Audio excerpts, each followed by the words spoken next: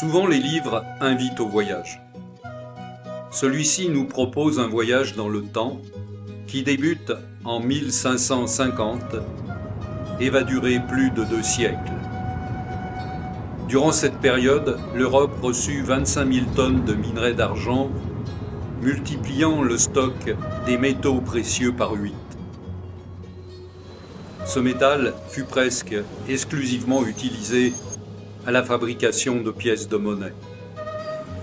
Ce volume de monnaie influa sur l'économie de l'Europe entière et rendit possible une économie mondiale en favorisant le développement des transactions commerciales. Ce minerai provenait en grande partie du continent sud-américain et pour la quasi-totalité d'une colline située en Bolivie et dominant la ville de Potosí, le Cerro Rico. Situé à 4170 mètres d'altitude, Potosí est la ville la plus haute du monde et le Cerro Rico culmine 600 mètres plus haut. Grâce à la mine, la ville s'enrichit rapidement.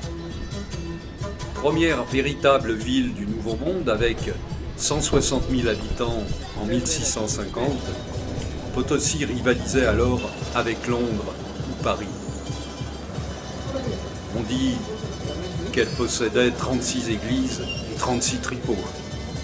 Tout un monde, toute une société qui vivait dans le luxe, nous dit-on. Enfin toutes. Non, pas toutes. À l'époque, le minerai était extrait par le travail forcé des populations andines. Un travail si rude que 4 mineurs sur 5 mouraient dans leur première année de travail.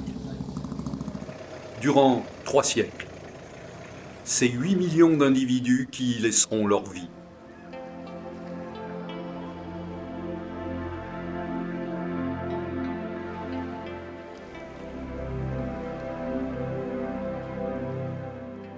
Aujourd'hui, si le filon est largement épuisé, il est toujours exploité dans des conditions moins dures, mais qui restent périlleuses.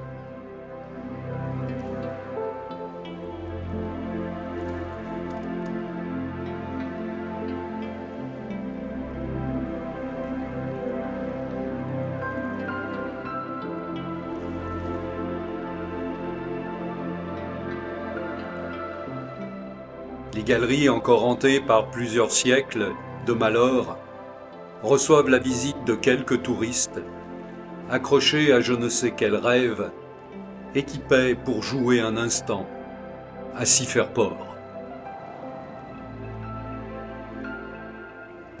Après 1800, l'argent se fait rare. La mine est moins rentable. La ville entame un lent déclin économique. Ainsi, les populations andines avaient permis la plus grande expansion économique de l'histoire, d'où naîtra la société industrielle.